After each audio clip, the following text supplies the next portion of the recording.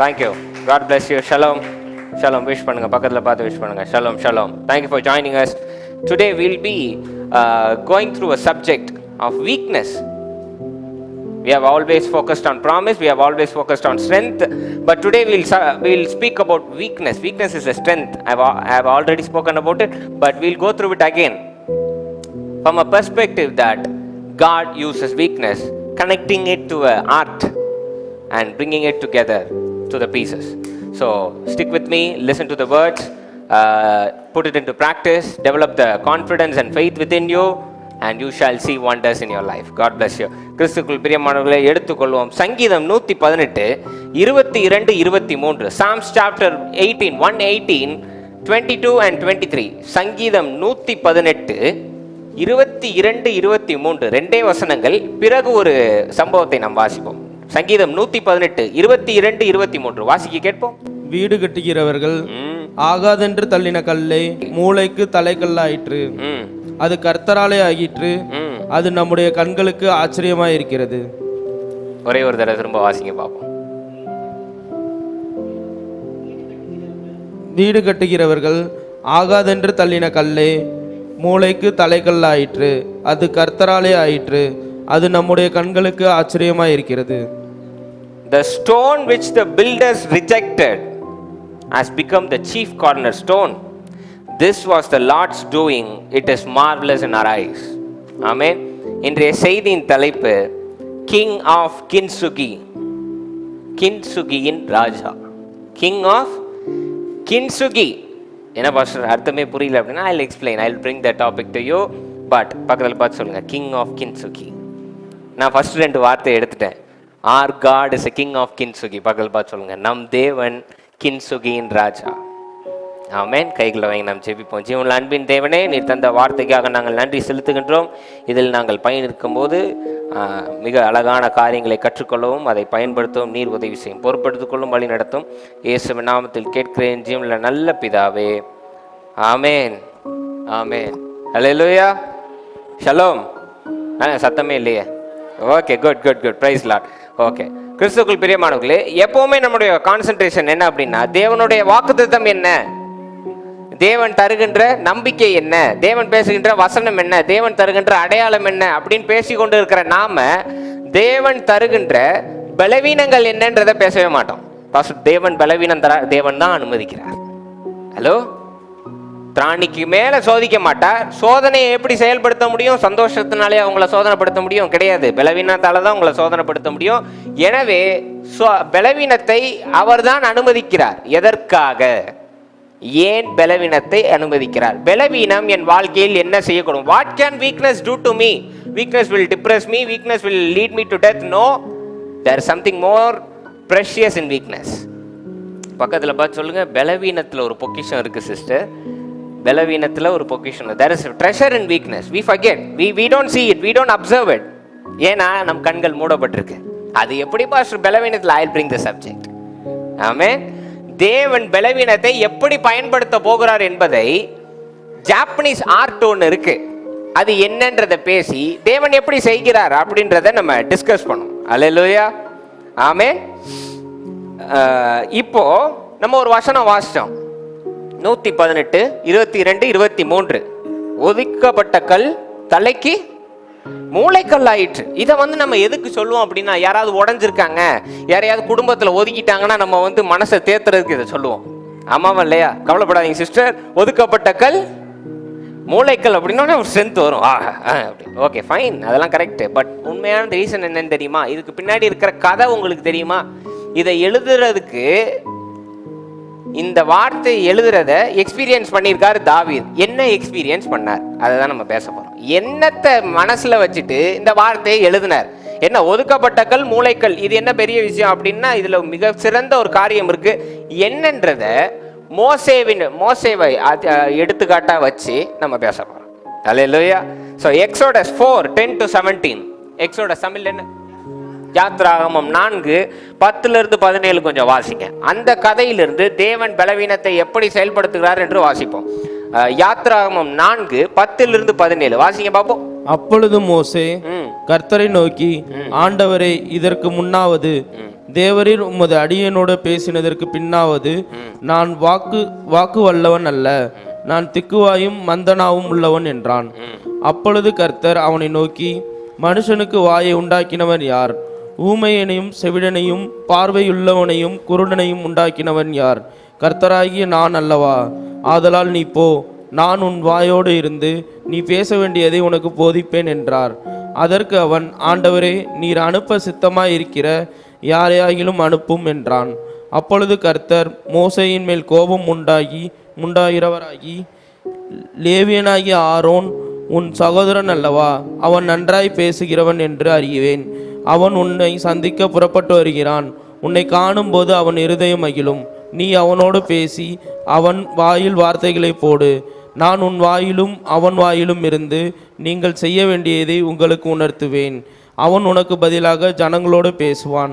இவ்விதமாய் அவன் உனக்கு வாயாக இருப்பான், நீ அவனுக்கு தேவனாக இருப்பாய். இந்த கோலையும் உன் கையிலே பிடித்து கொண்டு போ, இதனால் நீ அடையாளங்களை செய்வாய் என்றார். ஆமென்.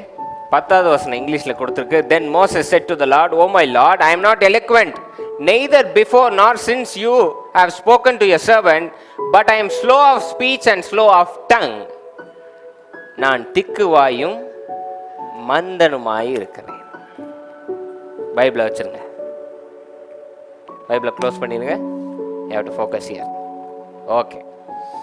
மோசே இப்போ சிப்போரால கல்யாணம் பண்ணி சீனாய் மலையில வந்து ஆடுகள் மேய்ச்சிக்கிட்டு இருக்கார். ஆடுகள் மேய்ச்சிக்கிட்டு இருக்க சமயத்துல ஒரு முட்செடியில தீ பற்றி எரிகிறது. அதாவது முட்செடி கருகவும் இல்லை, எந்த சேதமும் ஆகல, ஆனா பற்றி கொண்டு எரிந்து கொண்டு இருக்கிறது. ஒரு மரம் தீ பிடிச்சி எரியும் போது அது கருகாம இருந்தா எப்படி இருக்கும் உங்களுக்கு? ஆச்சரியமாகவும் ஒரு மாதிரி திகிலாவும் இருக்குமா இல்லையா? ஒரு சேலஞ்சிங்கா, என்ன இது இயற்கைக்கு அப்பாற்பட்ட விதமா ஒன்று நடக்குதுன்னு நம்ம சொல்லுவோம். அந்த வார்த்தையை தான் பயன்படுத்துவோம். அதுபோல முட்செடி வந்து எரிந்து கொண்டு இருக்கிறது. அப்போ ரொம்ப திகச்சு போய் என்ன பண்றாரு, போறாரு. பக்கத்துல போனா பிதாவானவரின் பிரசன்னம் வழிந்து ஓடுகிறது. அந்த இடத்துல போன உடனே தான் பாதரட்சைகளை கலட்டி வைத்து விட்டு பிதாவானவர் பேசுகிறார். தான் யார் என்று அறிமுகப்படுத்திக் கொள்கிறார். ஹலோ, நான் ஆபிரகாமின் தேவனும் ஈசாக்கின் தேவனும் யாக்கோபின் தேவனுமா இருக்கிறன்னொடனே அவரால் ஒன்றும் பேச முடியல. சாஷ்டாங்கமா விழுந்து மண்டி இட்டுட்டு சில கேள்விகளை கேட்கிறார் மோசே. நீங்க ஃபுல்லும் வாசிச்சு பார்த்தீங்கன்னா பிதாவானவரையே இத்தனை கேள்வி கேட்ட ஒரே ஆள் மோசே. ஹலோ, பிதாவானவரே இத்தனை கேள்வி கேட்ட ஒரே ஆள் யாரு? மோசே. ஆண்டவர் சொல்றாரு, நான் உனக்கு அற்புதம் செய்யறேன், உன் மூலியமா அடையாளம் செய்யறேன், நீ போய் இஸ்ரேல் மக்களை விடுவிச்சுட்டு வானா. மோசே அங்க நின்றுகிட்டு, இல்ல நான் போனா உங்க பேர் என்னன்னு கேட்பாங்க, இல்ல நான் எப்படி அற்புதம் செய்வேன், இல்ல நான் எப்படி அதை செய்வேன், நான் எப்படி இதை இவ்வளவும் சொல்லிக்கிட்டே வராரு. பிதாவானவரும் பொறுமையா அதுக்கு பதில் சொல்லிக்கிட்டே இருக்காரு. இல்லப்பா நான் இதை அப்படி செய்யறேன். நான் யாருன்னு கேட்டா நீ என்ன சொல்லு? நான் இருக்கிறவராகவே, ஐ ஆம் தட் ஐ ஆம். ஃபர்ஸ்ட் டைம் அவருடைய நாமத்தை வெளியிடுறாரு பிதாவானவர் மக்களுக்கு. மோசேட்ட சொல்லி மக்கள்கிட்ட சொல்றாரு அவர் பேர் என்னன்னு. அப்படின்னு மிக பிரமாதமா பேசிட்டு இருக்கும் போது இவர் திரும்ப திரும்ப திரும்ப திரும்ப கேள்வி கேட்டுக்கிட்டே இருக்காரு. பிதாவானவரும் பொறுமையா பதில் சொல்லிக்கிட்டே இருக்காரு. கடைசியில 10வது வசனத்துல பாத்தீங்கன்னா, சரி ஃபர்ஸ்ட் எக்ஸ்டர்னல் காரியத்தெல்லாம் மோசே பேசுறாரு. மக்கள் என்ன சொல்லுவாங்க, மக்களோட ஒப்பீனியன் என்ன, மக்கள் என்ன இது பண்ணுவாங்க. நம்மளுடைய பிரச்சனை இன்னைக்கு அதுதான். தேவன் பேசும்போது முதல்ல நம்ம வைக்கக்கூடிய கோரிக்கை என்னன்னா, வெளியில உள்ளவங்க என்ன நினைப்பாங்க, எக்ஸ்டர்னல் மேட்டர்ஸ். ஹலோ, இன்னைக்கு வெளியில உள்ள காரியங்கள் தான் நமக்கு முக்கியத்துவமா இருக்கு. அவர் என்ன நினைப்பாரு, இவர் என்ன நினைப்பாரு, அவங்க என்ன நினைப்பாங்க, அவங்கள்ட்ட நான் என்ன பதில் சொல்லுவேன்? தேவனும் நீங்களும் பேசுறீங்க, வெளியில உள்ளவங்க நினைச்சா என்ன நினைக்கலன்னா என்ன, தேவன் சொன்னா செய்வீங்களா மாட்டீங்களா? செய்வீங்களா மாட்டீங்களா? தேவன் இன்னைக்கு பேசி எல்லா சொத்தையும் வித்துட்டு வந்துருவீங்களா? பிசாசு பேசுது பாஸ்டர், நான் திரும்ப ஒரு தடவை ஜெபம் திரும்பியும் பேசினா என்ன பண்ணுவீங்க? இல்லை இது தேவனே கிடையாது, நான் ஒழுங்கா ஜெபம் பண்ணலன்றீங்க. You want external matters. இன்னைக்கு மற்றவங்களோட ஒப்பீனியன், மற்றவங்க என்ன சொல்லுவாங்க. இன்னைக்கு வரீங்க, ஸ்ரீகள் வரீங்க, ஒரு நல்ல சாரி கட்டிட்டு வர மாட்டீங்க. கேட்டா அவங்க என்ன நினைப்பாங்க, இவங்க என்ன, யாரு நினைச்சா என்ன? சாரி அவங்களுக்காக கட்டுறீங்க, உங்க சந்தோஷத்துக்கு தானே கட்டுறீங்க, உங்க மானத்தை மறைக்கிறதுக்கு தானே கட்டுறீங்க. இதுல என்ன அவங்க கேட்க வேண்டியது இருக்கு, இவங்க கேட்க வேண்டியது இருக்குன்ட்டு. அவங்க என்ன நினைப்பாங்க, இவங்க என்ன நினைப்பாங்க. அப்ப அவங்களுக்காகவே வாழுங்க. அவங்கள்ட்ட உட்காந்து கேளுங்க, நான் என்னென்ன சாப்பிடணும் நீங்க சொல்லுங்க. யாராவது ஒருத்தர் எடுத்துக்கோங்க. இன்னையிலேருந்து ஸ்திரீகள் ஒரு வாரம் என்ன பண்ணுங்க, உங்களுக்குள்ளே ஒவ்வொருத்தர் ஒரு பார்ட்னர் முடிவு பண்ணிக்கோங்க. நீங்க ஃபோன் பண்ணி காலையில் என்ன சாப்பிடணும்னு அவங்கள்ட்ட கேளுங்க, அவங்க ஃபோன் பண்ணி உங்களுக்கு சொல்லுவாங்க. இப்படி மாத்தி மாத்தி சாப்பிட்டு பாருங்க, நல்லா இருக்கீங்களான்னு பார்ப்போம். அவங்க சாப்பிட்றது இவ்வளோ உண்டு, நீங்க சாப்பிட்றது இருக்கு, ஒத்து போயிருமா? உங்களுக்கு என்ன தேவையோ அதன்படி தான் நடக்க முடியும். ஆமாவா இல்லையா? ஆமாவா இல்லையாங்க? இன்னைக்கு கிருபா இருக்கான், ஞானதாஸ் அங்கிள் இருக்காரு. இப்போ இவங்க 2 பேரும் டீமு. ஒரு வாரத்துக்கு கிருபா ஃபோன் பண்ணி சொல்றான், காலையில் 2 இட்லி தான் சாப்பிடணும். அங்கிளுக்கு பத்துமா? ஞானதாஸ் அங்கிள் ஃபோன் பண்ணி சொல்றாரு, நீ ஒரு 5 இட்லியா சாப்பிடுவான். அவனால சாப்பிட முடியுமா? சாப்பிட முடியுமா? முடியாது. என்ன பண்ண முடியும்? நீங்க இன்னைக்கு செய்யறது அப்படிதான் இருக்கு. External things. அவங்க என்ன சொல்றாங்க, சரி அந்த சிஸ்டருக்கா இப்படியே அட்ஜஸ்ட் பண்ணி வாழ்ந்து கடைசியில் நம்ம என்னத்தை கண்டோம் சொல்லுங்க? External things never matter. வெளியில உள்ள காரியங்கள் எதுவும் தேவை கிடையாது. ஏன்னா தேவன் எதை பார்க்கிறார்? இருதயத்தை பார்க்கிறார், வெளி தோற்றத்தை பார்க்கவில்லை.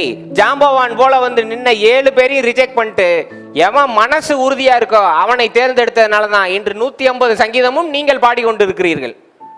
ஆமாவா இல்லையா? தோற்றம் என்ன அவ்வளவு பெரிய தோற்றமா? வீரனுக்கான தோற்றமா கிடையாது, ஒரு மெய்ப்பனுடைய தோற்றம். அவனை தேர்ந்தெடுத்து அந்த வயசுலே அரசனாக்கிய தேவன் அவர். இன்னைக்கு எக்ஸ்டர்னல் மேட்டர்ஸ் இன்னைக்கு கட் பண்ணிருங்க. என்னையோட யார் என்ன நினைப்பான்றது பிரச்சனை கிடையாது. எனக்கு சரின்னு படுதா? மனசாட்சி அங்கதான் விளையாடுது. மனசாட்சின்னு ஒண்ணு இருக்கா இல்லையா? இன்னைக்கு உலகத்துல மனசாட்சி மறந்து போயிருச்சு. சுகத்துக்காகவும் பணத்துக்காகவும் மனசாட்சி என்ன பண்ணிடுறாங்க? கொன்னு புதைச்சிடுறாங்க. யாரு நான் சொல்ல விரும்பல, உங்களுக்கே தெரியும். மனசாட்சின்றதே இல்லாம போயிடுச்சு. ஆனா மனசாட்சின்னு ஒண்ணு இருக்கு. இவங்களுக்கு தீங்கு பண்ணக்கூடாது, இவங்களை ஏன் நம்ம இப்படி பேசுறோம் அப்படின்ற மனசாட்சியை கேட்டு நடந்தாலே இன்னைக்கு உலகம் சிறப்பா இருக்கும். சோ முதல்ல மோசே பண்ற காரியம் அதுதான். மக்கள் இப்படி கேட்பாங்க, மக்கள் என்னை நம்ப மாட்டாங்க, நீங்க என்கிட்ட பேசுனீங்கன்றத மக்கள் எப்படி ஒத்துக்குவாங்க? இதெல்லாம் கேட்டுட்டு இருக்கும்போது தேவன் சொல்றாரு, எப்பா உன் கையில ஒரு கோல் இருக்கு, அதை நீ போடு, அது பாம்பா மாறும் அப்படின்னு இவ்வளவும் சொல்லிட்டு வரேன். சரி, எக்ஸ்டர்னல் விஷயம்லாம் முடிஞ்சா இன்டர்னலா கையை உள்ள திருப்புறாரு. இதெல்லாம் முடிச்சுட்டு கையை எப்படி திருப்பிட்டாரு? திருப்பி என்ன சொல்றாரு? நான் திக்குவாய் ஆண்டவரே, நான் சரிப்பட்டு வரமாட்டேன். ஹலோ, நான் சரியான ஆளே கிடையாது, தேர்தலான ஆளே கிடையாது, நீ வேற யாரையாவது பாருங்க, நான் திக்குவாய், என்னால பேச. அப்போ தேவன் கேட்கிறாரு, செவிடனையும் கண்ணு தெரியாதவனையும் பேச வைக்காதவனையும் பேச வைக்கிற தேவன் நானப்பா, நீ ஏன் கவலைப்படுறன்னு சொல்றாரு. ஹலோ, பிதாவாக்கிய தேவன் சொல்றாரு, நாளை பேச வைக்கிறேன், நாளை பார்வையை கொடுக்குறேன், நீ ஏன் கவலைப்படுற? நான் உன் வாயில வார்த்தைய போடுறேன், நீ கவலைப்படாம போ அப்படின்னு சொன்னதுக்கு அப்புறமும் மோசே என்ன பண்றாரு? இல்ல, நான் சரிப்பட்டு வரமாட்டேன், நீங்க வேற யாரையாவது கூப்பிடுங்களேன். ஹலோ, நீங்க வேற யாரையாவது? 13வது வசனத்தை கொஞ்சம் வாசிங்க. 13வது வசனத்தை.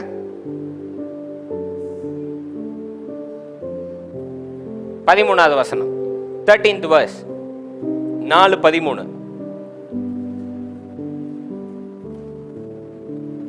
யாத்திராகமம் 4:13 வாசிங்க பாப்போம்.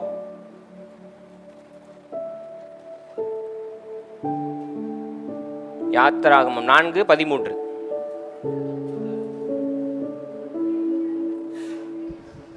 அதற்கு அவன், ஆண்டவரே, நீர் அனுப்ப சித்தமா இருக்கிற யாரையாகிலும் அனுப்பும் என்றான்.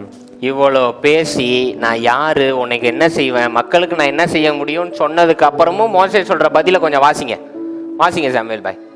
அதற்கு அவர், ஆண்டவரே உமக்கு சித்தமா உள்ள ஆளை அனுப்பும் என்றான். அப்பொழுது கர்த்தர் மோசையின் மேல் கோபம் உண்டவராகி, லேவியாகின ஆரோன் உன் சகோதரன் அல்லவா? தேங்க்யூ. மோசே இப்படி இத்தனை தடவை அவரை சொன்ன உடனே தேவனுக்கு என்ன வருதான்? அன்பின் தேவன் என்னை அணைக்கிறார். தேவன் it's compassionate God. God is love. God gets angry when you value yourself down. தேவன் அன்பா இருக்கார், தேவன் அப்படியே பூசி மொழிவி இல்ல. தேவனுக்கு கோவம் வரும், பயங்கர கோவம் வரும். எப்போ நீங்க உங்களையே தாழ்த்தி பேசும்போது தேவனுக்கு கோவம் வரும். நான் சொல்றது புரியுதா உங்களுக்கு? நீங்க எப்போ நீங்க ஒண்ணுமே இல்லைன்னு உங்களையே நீங்க பேசும்போது தேவனுக்கு நிச்சயம் கோபம் வரும். இன்னைக்கு கிறிஸ்தவ சமுதாயத்துல நான் ஒண்ணுமே இல்லைன்னு பேசுற சமுதாயத்தை தான் நான் பாக்குறேனே தவிர தேவன் எனக்குள் இருக்கிற சமுதாயத்தை நான் பாக்குறது இல்ல. Let's create one then. Done with this stuff. I am nothing. நான் அவர் பெருக நான் சிறுக. அதோட அர்த்தம் தெரியுமா உங்களுக்கு? If you don't speak about it, I'll come to that verse. யாரு நீங்க நினைச்சிட்டு இருக்கீங்க இன்னைக்கு? உங்களை இங்க கொஞ்சம் நிறுத்தி பேசும். யாரு நீங்கெல்லாம்? யாரு? உங்களுடைய எண்ணங்கள் என்ன சொல்லுங்க பாப்போம். யாரு நீங்க? கேட்டா ஒரு பதில், நான் ஒரு உடலை கொண்டவன், இந்த ஏரியால இருக்கேன், இந்த பேர். அப்படியா? உண்மைக்குமா அதுதான் நீங்களா? நீங்க இந்த உடல் மட்டும்தானா? சொல்லுங்க பாப்போம். நீங்க இந்த உடலை கொண்ட ஒரு ஆத்மாவா, இல்ல ஆத்மாவை கொண்ட ஒரு உடலா? ஹலோ, நீங்க ஆத்மாவா உடலா? அதை முதல்ல கிளியர் பண்ணிடும். எது நீங்க? மாம்சத்தை எப்படி தட்டுங்க. நீங்க இந்த மாம்சமா, இல்ல உள்ளுக்குள்ள இருந்து மூச்சு விட்டு செயல்பட்டுக்கிட்டு இருந்தா ஆத்மாவா? சத்தமா பதில் சொல்லணும். ஆத்மா. ஆத்மா. ஆனா இந்த ஆத்மா யாற்றிருந்து வருதுன்னு உங்களுக்கு தெரியுமா? மாம்சம் மண்ணினால் உருவாக்கப்பட்டது. சுவாச காற்று யார் ஊதுனா? தேவன். பிதாவாகிய தேவன் தன்னுடைய ஒரு பகுதியை, தன்னுடைய ஒரு மூச்சை தமக்குள் ஊதுகிறார். அப்படின்னா உங்களுக்குள் இருக்கிற ஆத்மா எவ்வளவு பெரிதான காரியம்னு நீங்க கொஞ்சம் யோசிச்சுக்கோங்க. உங்களுக்குள் இருக்கும் ஆத்மா நித்தியமானது. இது இல்லைன்னு யாராவது ஒருத்தர் இங்க கையை உயர்த்தி சொல்லுங்க பார்ப்போம். உங்களுக்குள் இருக்கிற ஆத்மா நித்தியமானது, நித்திய வாழ்க்கையை உடையது. உங்க ஆத்மா நித்தியமானது, அதற்கு சாவே கிடையாது. அப்ப எது பாஸ்டர் இந்த உடல்? இந்த உடல் இந்த உலகத்திலிருந்து உங்களுக்கு கொடுக்கப்பட்ட லோன். உங்களுக்கு புரியுற மாதிரி சொல்லணும்னா லோன். இத்தனை வயசு வரைக்கும் இதை யூஸ் பண்ணிட்டு உயிர் பிரியும் போது என்ன பண்ணணும்? வாகனத்தை கொடுத்துட்டு போயிடணும். புரியுதா? இந்த வாகனத்தை எத்தனை வயசு வரைக்கும் அவர் குறிச்சிருக்காரோ பயன்படுத்திட்டு கிளம்பும் போது இதை கொடுத்துட்டு போயிடணும். யாராவது ஒருத்தர் மாம்சத்தை அப்படியே கொண்டு போயிருக்காங்க பாஸ்டர்னு சொல்லுவீங்களா நீங்க? நாங்க பாக்குறோம் பாஸ்டர். பைபிள்ல சில கேரக்டர்ஸ் இருக்கு, அதை இன்னொரு நாள் பேசுவோம். அதோடைய மகத்துவம் என்னன்னு சொல்லுங்க பாப்போம். இன்னைக்கு இந்த மாம்சத்துக்காக ஓடி ஓடி சேர்க்கிற ஏதாவது ஒரு காரியம் நீங்க மேல எடுத்துட்டு போறீங்கன்னு சொல்லுங்க பாப்போம். கிடையாது. மாம்சத்தையே, அதாவது சேர்க்கிறதெல்லாம் விடுங்க, மாம்சத்தையே உங்களால மேல கொண்டு போட முடியலையே. அப்போ என்ன? நீங்க வந்து நித்தியத்திலிருந்து வந்த ஒரு ஆத்துமா, அண்டத்தினால் உருவாக்கப்பட்ட ஒரு ஆத்துமா. நீங்க ஏன் உங்களை தர குறைவா நினைக்கிறீங்க? I want to know that. why are you demotivating yourself? இன்னைக்கு சொசைட்டில என்ன பிரச்சனைன்னு பார்த்தா, நான் அழகா இல்ல, நான் அறிவா இல்ல, எனக்கு வேலை கிடைக்கல, நான் மோசமா இருக்கேன். யார் சொன்னா? யார் சொன்னா? ஒவ்வொருவரும் தேவனுடைய சாயல்ல படைக்கப்பட்டிருக்கீங்க. அப்போ ஒவ்வொருத்தரும் அழகு தானே? ஆமாவா இல்லையா? பாஸ்டர் வெள்ளை மட்டும்தான் அழகுன்னா இந்த ரஜினிகாந்த் தூக்கி சாப்பிட்டாரு எல்லாரையும். சொல்லுங்க, ரஜினிகாந்த் என்ன வெள்ளை வெள்ளையன்னா நடிச்சுக்கிட்டு இருக்காரு? இல்ல வெள்ளை தான் அழகுன்னு இன்னைக்கு கோடி பேர் பின்னாடி நிக்கான் ரஜினிகாந்த் அவர்கள் பின்னாடி. நடக்குதா? நடக்குதா இல்லையா? தமிழ்நாட்டை கல்வி அமைச்ச காமராசர் என்ன கலருங்க? காமராசரா? அப்படி நான் கேள்விப்பட்டதே இல்லையே பாஸ்டர், பைபிள்ல இல்லையே. காமராசர் கருப்பு. ஏபிஜே அப்துல் கலாம் அவ்வளவு ஒன்றும் கலர் கிடையாது. என்ன நீங்க உங்களையே டிமோட்டிவேட் பண்றீங்க? அழகு இல்ல, அறிவு இல்ல, அப்படி இல்ல, இப்படி இல்ல, நான் பாஸ்டர் நான் குட்டையா இருக்கேன், நான் நெட்டையா இருக்கேன். உங்களுக்கு அதாவது உங்க தலையில உள்ள ஒரு முடிய கூட அவர் கணக்கு வச்சிருக்கான்னு இருக்கு. உங்களை எப்படி உருவாக்கணும்னு அவருக்கு தெரியுமா தெரியாதா? அதையும் மீறி உங்களுக்கு ஒரு காரியத்தை கொடுத்துருக்காருன்னா அது உங்க நல்லதுக்கு தானே கொடுத்துருக்காரு. கொடுத்துருக்காரா இல்லையா? இப்ப நீங்க பேச போறீங்களா இல்லையா? உயிரோட இருக்கீங்க. இதை விட சிறந்த பரிசு என்ன? இதுல என்ன ஜாதி மதம் கலரு, நான் நல்லவன் இல்லை நான் கெட்டவன், அவன் மோசம் இவன் மோசம். சரி, அவன் மோசம் இவன் மோசம்லாம் விடுங்க, ஏன் நீங்கள உங்களையே மட்டம் தட்டுறீங்கன்னு நான் கேட்குறேன். ஆண்கள் கூட ஓரளவுக்கு விட்டுருங்க, ஆண்கள் கூட அப்படி இப்படின்னு ஃப்ரெண்ட்ஸ்லாம் இருக்காங்க, அப்படி இப்படின்னு சமாதானப்படுத்தி மேலே வந்துடுவாங்க. ஸ்திரீகள் இருக்கீங்க பாருங்க, மட்டம் தட்டிக்கிட்டே இருக்கீங்களே, ஏன்? உங்களுக்கு ஊரார் மண்டையில கொட்டணும்னு அவசியம் இல்லை, நீங்களே கொட்டிக்கிட்டு உட்காந்துருக்கீங்க டெய்லி வீட்டில். இல்லைன்னு சொல்லுங்க பார்ப்போம். நீங்க நான் ஒழுங்கா ஜெபிக்கலை, நான் ஒழுங்கா இல்லை, நான் ஒழுங்கா இல்லை, ஒழுங்கா இல்லை, அதனால தான் தலைவலிக்குது. அப்புறம் ஃபோன் பண்ணி பாஸ்டர் தலைவலிக்கு ஜோம் பண்ணுங்கன்னா என்ன ஜோம் பண்ணும்? Absolute nonsense. Why do you demotivate yourself? இன்னைக்கு கிருபா இருக்காப்ல, கிருபா கொஞ்சம் எந்திரிச்சு இல்லை, கிருபா இருக்காப்ல, அழகா இருக்காப்லையா, ஆச்சி எல்லாரையும் பார்க்குறாங்க, யார் யார் சொல்கிறா என்னன்னு சொல்லலைன்னா அப்புறம் செஞ்சுருவோம் அப்படின்னு இருக்காப்ல. இன்னும் வளர வேண்டிய வயசு இருக்கு, இன்னும் காலங்கள் இருக்கு, இன்னும் பார்க்க வேண்டிய அனுபவங்கள் எவ்வளவோ காரியங்கள் இருக்கு. ஆனால் அவருக்குள்ளே இப்போ ஒரு மூச்சு ஓடிக்கிட்டு இருக்கு பாருங்க, அது தேவனுடையதாச்சு, அது தேவனுடையதாச்சு. அப்போ அது விலை மதிப்பிற்குரிய காரியமா இல்லையா? அவர் வயசு என்ன அதெல்லாம் தேவையில்ல, உள்ள ஓடிட்டு இருக்க மூச்சு யாரோடைய மூச்சு? தேவனுடைய மூச்சு, தேவன் தந்த பரிசு. அப்ப அவரும் பெரிய ஆள் தான், ஆமாவா இல்லையா? உட்காருக்கிருப்பா. இன்னைக்கு சொசைட்டியை பார்த்தா அவனை விட நான் சிறந்திருக்கேன், ஏன் நீயே சிறப்பு தான், யார் இல்லைன்னா? இன்னைக்கு இவங்க போடுறத நான் போட்டாதான் நான் நல்லா இருப்பேன், அந்த ஆக்டர் போட்டிருக்க சட்டையை போட்டாதான் எனக்கு ஒரு அழகு வரும், யார் சொன்னா? உன் மனசு சுத்தமா இருந்தா உன்னைய மாதிரி அழகா உள்ளவன் எவனுமே கிடையாது. இன்னைக்கு பார்த்தா நான் ஒழுங்கா ஜோம் பண்ணல, நான் அழகா இல்லை, நான் ஒழுங்கா இல்லை, நான் ஆண்டவருக்குள்ள ஒழுங்கா இல்லை, நான் அப்படி இல்லை, நான் இப்படி இல்லை, அப்படி இல்லை, இப்படி புலம்பிக்கிட்டே இருக்கீங்களே. நீங்க எவ்வளவு பேர் பக்கத்துல பார்த்து சொல்லுங்க, நீங்க தேவனிடம் வந்த ஆத்துமா, தேவனிடம் வந்த ஆத்மா. You are precious. சொல்லுங்க, you are precious, you are precious. சரி, நான் என்ன கேட்கிறேன், இப்போ இந்த ஆத்மா உயிரோடு இருக்கிறதுக்கு ஒரு நோக்கம் இருக்கு, எத்தனை பேர் ஒத்துக்கிறீங்க? இப்போ நீங்க அழகா இல்ல, அறிவா இல்ல, உங்க ஆத்மாவுக்கு நோக்கம் இல்லைன்னா நீங்க இங்க உயிரோட உட்காந்து ஆமேன்னு சொல்ல மாட்டீங்க. ஹலோ, உங்களுக்கு நோக்கம் இல்லை அப்படின்னா தேவன் உங்களை உயிரோட வச்சுக்கிட்டு இருக்க மாட்டாரு. எல்லாத்தையும் நான் வாழ்க்கையில பார்த்துட்டேன் பாஸ்டர், வேலை செஞ்சுட்டேன், ரிட்டையர்ட் ஆயிட்டேன், இதுக்கப்புறம் என்ன இருக்குமே? நோக்கம் இருக்கும். உங்களுக்கு வேணா தெரியாம இருக்கலாம், தேவன் எல்லாவற்றுக்கும் ஒரு நோக்கம் வைத்திருக்கிறார். இந்த நோக்கம் அப்படின்ன உடனே செங்கடலை திறக்கிறதும் போய் ஊழியம் செய்யறதுதான் நோக்கம் கிடையாது. உங்க பேர பிள்ளைய சதியா வளர்த்தெடுக்கிறதும் நோக்கம் தான். நல்ல ஒரு தாயா இருக்கிறதும் நோக்கம் தான். ஹலோ, பெற்றோர்களுக்கு நல்ல ஒரு மகனா இருக்கிறதும் நோக்கம்தான். அவங்களுக்கு சில வேலை வகுக்கப்பட்டிருக்கு, அவங்க செஞ்சுட்டு போயிட்டே இருக்கணும், அவ்வளவுதான். இன்னைக்கு ஏனோக் தெரியும்ல உங்களுக்கு, ஆண்டவரோட நடை போட்டாரா இல்லையா? நடை போட்டாரா இல்லையா? நடை போட்டாரு. பிதாவானவரோட நடை போட்டவர் ஈனோக் அவர்கள், பிதாவானவரோடைய. சாமுவேல் தீர்க்கதரிசியோட பெரிய ஆளாமா?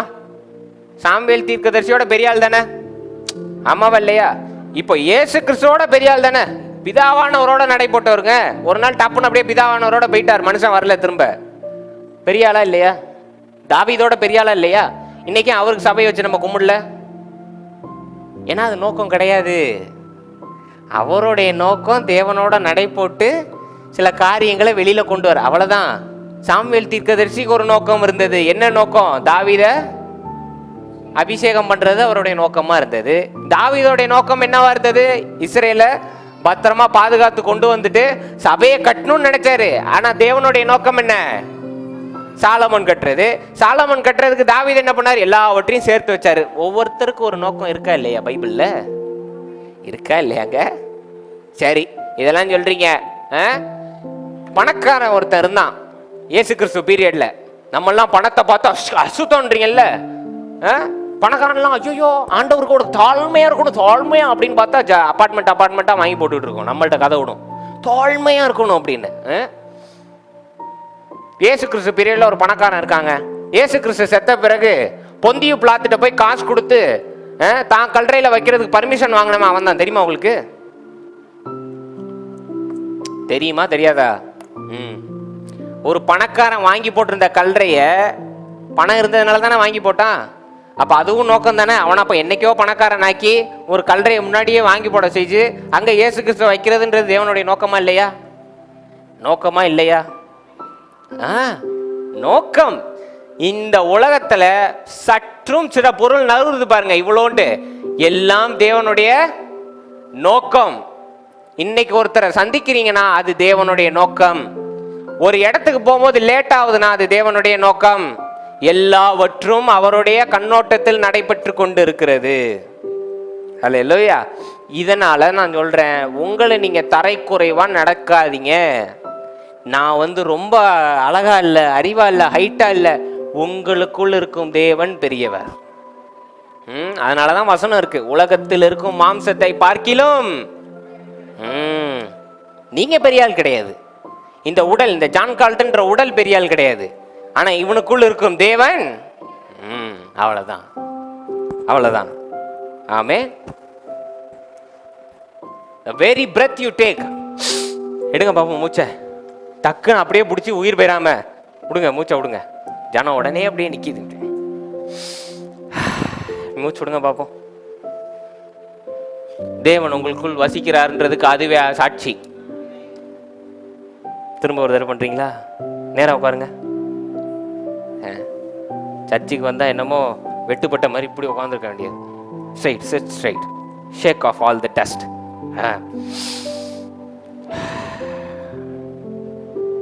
முடிச்சுட்டீங்களா? பக்கத்துல கை கொடுங்க. சிஸ்டர், தேவன் உங்களுக்குள்ள இருக்கார். கை கொடுங்க, பக்கத்துல கொடுங்க. தேவன் உங்களுக்குள்ள இருக்கார் சிஸ்டர். அதுவே சாட்சி. The very breath, the eternal divine essence, it's flowing inside you. தேவன் அண்டத்தையும் படைத்து இருக்கிற அந்த எசன்ஸ் உங்களுக்குள்ள ஒவ்வொரு நிமிஷமும் போயிட்டு போயிட்டு வந்துகிட்டு இருக்கு. ஆமென். அல்லேலூயா. நான் இந்த உடல் மட்டும்தான், இது மட்டும்தான் நீங்க நினைக்காதீங்க. இந்த நேரம் முடிந்த பிறகு இந்த ஆத்மா தேவனிடம் போய் தான் சேரப்போகுது. அதனால நீங்க இந்த உடலை காட்டிலும் மிக சிறந்த ஆட்கள், மிகப்பெரிய பலம் கொண்டவர்கள், தேவனுடைய பிள்ளைகள். அல்லேலூயா. தேவனுடைய பிள்ளைகள். வரலாறு படைத்தவங்க இருக்காங்க பாருங்க. ஹலோ, வரலாறு படைத்தவங்க எத்தனையோ பேர் இருக்காங்க. அவங்க எல்லாம் அழகா இருந்திருக்காங்களா? சரி, இன்னைக்கு சார் ஏபிஜே அப்துல் கலாம் அவர்கள் இருந்தாங்க. அவர் ஏன் இப்படி முடி வச்சிருந்தாருன்னு யாருக்கா தெரியுமா? சொல்லுங்க. ஒரு president. Yes, thank you, very good.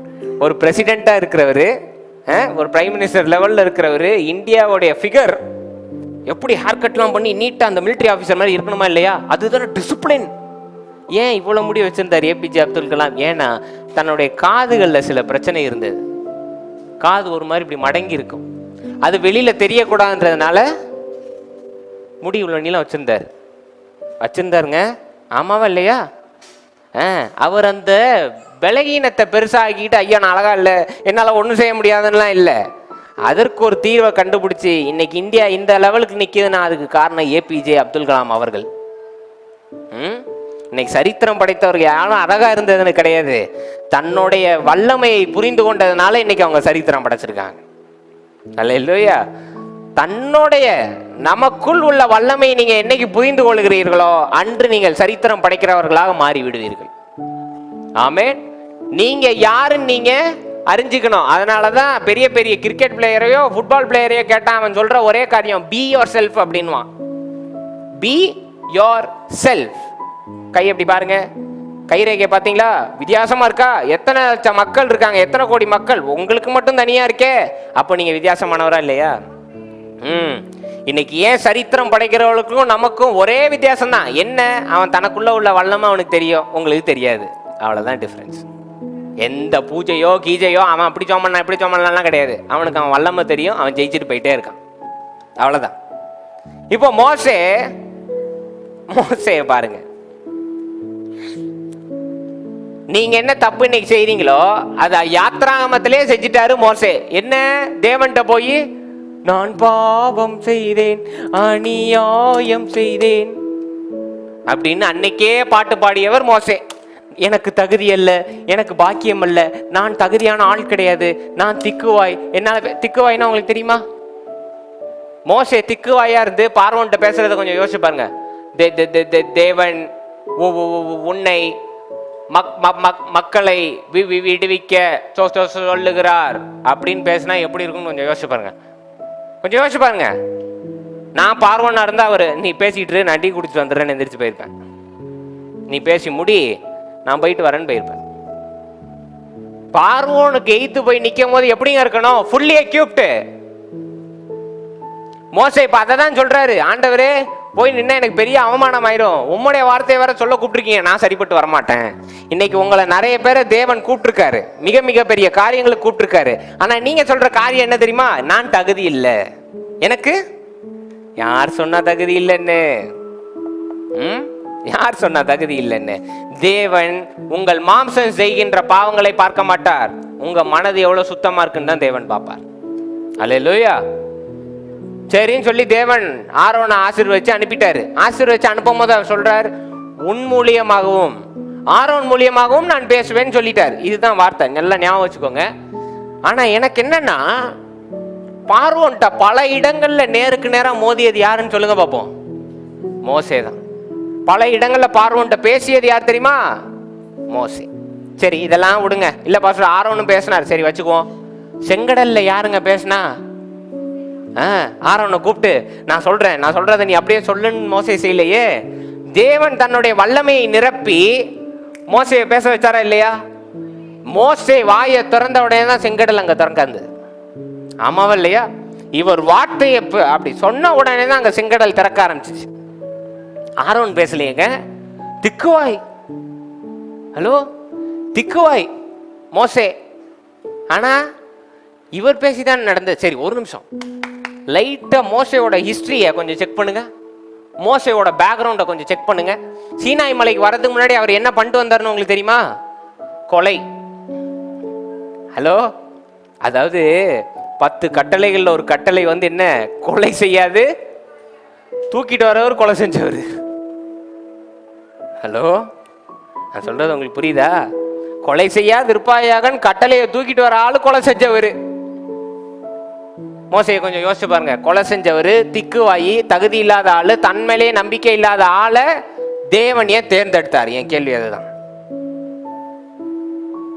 ஒரு திக்குவாயி, ஒரு கொலை செஞ்சவர், தகுதியே இல்லாத ஆளு, 10 கட்டளையை தூக்குறதுக்கு பக்காவா இருக்கணுமா இல்லையாங்க? ஒரு தவறும் செய்யாம மாசு இல்லாத சுத்தமான ஆட்டுக்குட்டியா இருக்கணுமா இல்லையா? இன்னைக்கு நீங்க பேசுறீங்கல்ல, the 10 commandments, the one who carried the commandments was a sinner, was a murderer. What do you say, Samuel boy? இன்னைக்கு சொல்றோம்ல 10 கட்டளைகள் தேவன் கொடுத்திருக்காரு, அதை தூக்கிட்டு வந்த ஒரு கொலை செய்தவர். ஹலோ, என் கேள்வி அதுதான். மாசு இல்லாத சுத்தமான ஆளெல்லாம் தேர்ந்தெடுத்திருக்கணும், ஏன் மோசேவை தேர்ந்தெடுத்தார் தேவன்? காரணமே இல்லாம ஏன்? சரி நான் என்ன கேட்கிறேன், சால்வை வேற யார் மேலேயாவது போட்டிருக்கலாமா இல்லையாங்க? ஆமா இல்ல? உங்க வாய் கட்டப்பட்டிருக்கா? இல்ல வாயை திறந்து பேசலாம்ல? நல்ல ஒரு ஆமேன் சொல்லுங்க பாப்போம். ஆமேன். நடக்கல. ஏன் தேவன் கொலை செய்த மோசையை தேர்ந்தெடுத்தார்? ஏன் தேவன் திக்குவாயாக இருக்கிற மோசையை தேர்ந்தெடுத்தார்? சரி, இப்போ என் செய்தியின் தலைப்பு கிங் ஆஃப் கின்சுகி. இந்த கின்சுகின்ற வார்த்தையை நம்ம பேசுவோம். கின்சுகி பக்கத்துல பார்த்து சொல்லுங்க. கின்சுகி. எங்க அம்மா பேர் சுகி, அவங்க கிங் சுகி. அவங்க கின்சுகி, KING வரும், SUGI, கின்சுகி. இந்த கின்சுகின்றது பார்த்தீங்கன்னா ஒரு ஜாப்பனீஸ் ஆர்ட், ஜாப்பனீஸ் கலை. இந்த கலை என்ன அப்படின்னா, ஒரு பவுலோ ஒரு வெசலோ ஒரு பாத்திரமோ உடஞ்சிருச்சுன்னா தூக்கி போட்டுற மாட்டாங்க. நான் சொல்றது கவனமா கவனிங்க.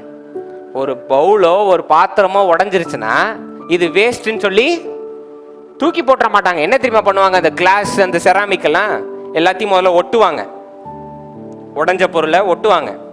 ஒட்டிட்டு அந்த கிராக் விழுந்த இடம் இருக்கு பாருங்க, அதெல்லாம் கோல்டுனால நிரப்புவாங்க. ஹலோ, கோல்டுனால நிரப்புவாங்க. அப்படி நிரப்புன உடனே ஒண்ணுமே இல்லாத பாத்திரம் பயங்கர விலை மதிப்புள்ள பாத்திரமா மாறிடும். நான் சொல்றது புரியுதா உங்களுக்கு? உடைஞ்ச பாத்திரத்தை திரும்ப ஒட்ட வச்சு கேப் இருக்கிற இடத்துலலாம் கோல்டுனால கோட்டிங் கொடுத்துருவாங்க. அப்போ என்னமா ஆயிரும்? 5 ரூபாய்க்கு வாங்கின பாத்திரம் 5 லட்சம் ரூபாய்க்கு போகும். ஏன்னா என்ன ஆயிடுச்சு? Gold coating. உடஞ்சிருக்கிறதெல்லாம் மேட்டர் கிடையாது, கோல்டு கோட்டிங் கொடுத்துருக்கான்ல, 5 லட்ச ரூபா மதிப்புள்ள ஒரு பாத்திரமாக மாறிடும். இப்ப கின்சுகின்ற ஆர்ட் அதுதான். நான் இந்த ஆர்ட்டை பத்தி படிச்சுக்கிட்டு இருக்கும் போது தான் எனக்கு தோணுச்சு, பைபிள் டக்குன்னு எனக்கு ஸ்ட்ரைக் ஆனிச்சு, நம்மளுடைய தேவன் கின்சுகின் ராஜான்னு உங்களுக்கு தெரியுமா தெரியாதா? ஹலோ, நம்மளுடைய தேவன் கின்சுகின் ராஜாங்க. என்ன பாஸ்டர் சொல்ல வரீங்க அப்படின்னா, பைபிள் மொத்த ஹிஸ்டரியும் எடுத்து பாருங்க. உடஞ்ச பாத்திரத்தெல்லாம் ஒட்ட வச்சு தங்கத்தினால அவருக்கு நிரப்பல, கிருபையினால் நிரப்பி நம் தலையை உயர்த்தி இருக்கிறார். Not by gold, not by gold, but by grace. பக்கத்துல பார்த்து சொல்லுங்க, not gold but grace. Grace, absolute divine grace. இன்னைக்கு கிருபைக்கு எத்தனை பேர் நன்றி சொல்றீங்க? கிருபையின் காலத்துல இருக்கோன்றீங்க, நன்றி சொல்லுங்க பாப்பா. ஆண்டவர் கோடான கோடி நன்றி. எவ்வளவு பெரிய கிருபை தெரியுமா? அதுலயும் தேவன் சொல்லுகிறார், காலை தோறும் என் கிருபை பெரிதா இருக்கிறது. Not by gold but by grace. அவங்களுடைய என்ன, அவங்களுடைய கின்சுகி ஆர்ட்ல என்ன அப்படின்னா, உடஞ்ச உடனே இது வேஸ்ட் அப்படின்னு தூக்கி போட்டுற மாட்டாங்க.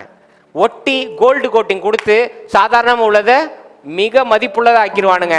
இதை செய்து காட்டியவர் தேவன். அதனால தான் சங்கீதக்காரன் எழுதினான், ஒதுக்கப்பட்ட கல் மூளை கல்லாயிற்று. ஏன்னா 7 பேரை தாண்டி 7 பேரும் என்னை ஒதுக்கி வச்சத என்னைய கொண்டு தன்னுடைய கிருபையினால் முடிசூட்டி நன்மையினால் வாயை திருப்தியாக்கி கோலியாத்தை அடிக்க செய்து என்னை தகுதிப்படுத்தியவர் என் தேவன். அதனாலதான் ஒதுக்கப்பட்ட கல் மூளை கல்லாயிற்று. மோசஸ் குவாலிஃபைடு கிடையாதுங்க. மோசஸ் டிகிரி வாங்கல, மோசே எங்கேயும் படிக்கல, மோசே ஒரு கொலைகாரர், மோசே ஒரு திக்குவாய். ஆனா தன்னுடைய பலவீனத்தை தேவன் எடுத்து தன்னுடைய கிருபையினால் நிரப்பி தன்னை தகுதிப்படுத்தி அன்று செங்கடலை திறந்தவர் தேவன்.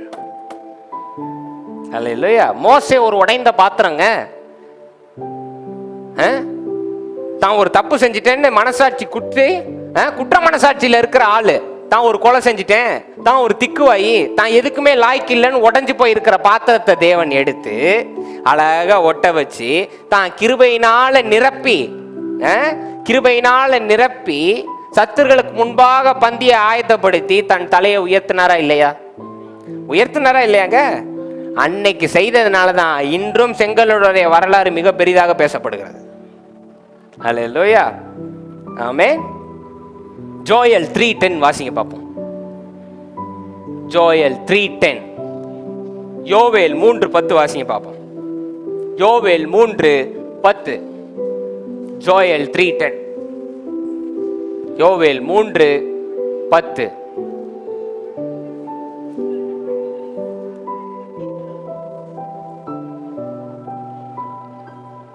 யோவேல் 3.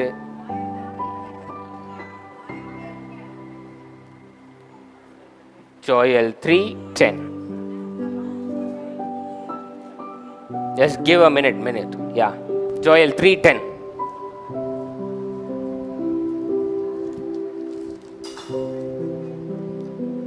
உங்கள் மண்வெட்டிகளை பட்டயங்களாகவும் உங்கள் அரிவாள்களை ஈட்டிகளாகவும் அடியுங்கள். பலவீனன் தன்னை பலவான் என்று சொல்வானாக. அதை கொஞ்சம் திரும்ப சொல்லுங்க. பலவீனன் தன்னை பலவான் என்று சொல்வானாக. பைபிள் அப்படியே மூட வேண்டாம், கீழே வச்சுட்டு நீ கொஞ்சம் பாருங்க. இது பைத்தியகாரத்தனமா இல்லையா? இது எப்படி தெரியுமா இருக்கு? பணம் இல்லாதவன் பணம் இருக்கு என்று சொல்வானாகன்னு இருக்கு. ஆமாவா இல்லையா? ஆமாவா இல்லையாங்க?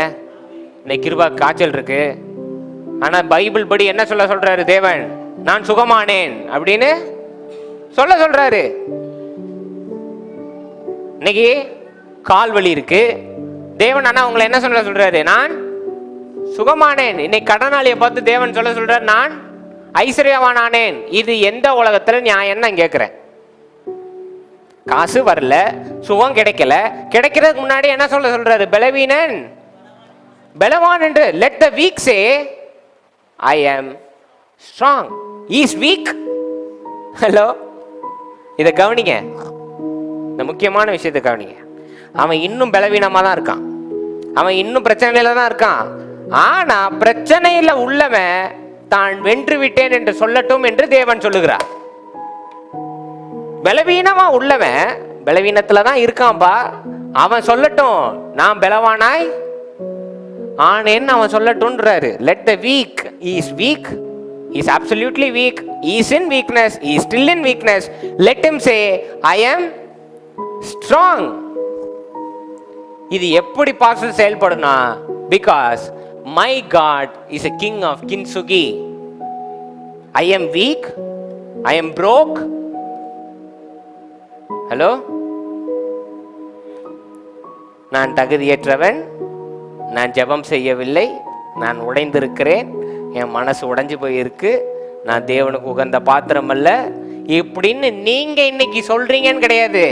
இதெல்லாம் அன்றே சொன்னார்கள். மோசே, நோவா, எலியா, யோசேப்பு, ஹலோ யோசேப்பு, யாஷுவா எல்லோரும் சொல்லியிருக்கிறார்கள்.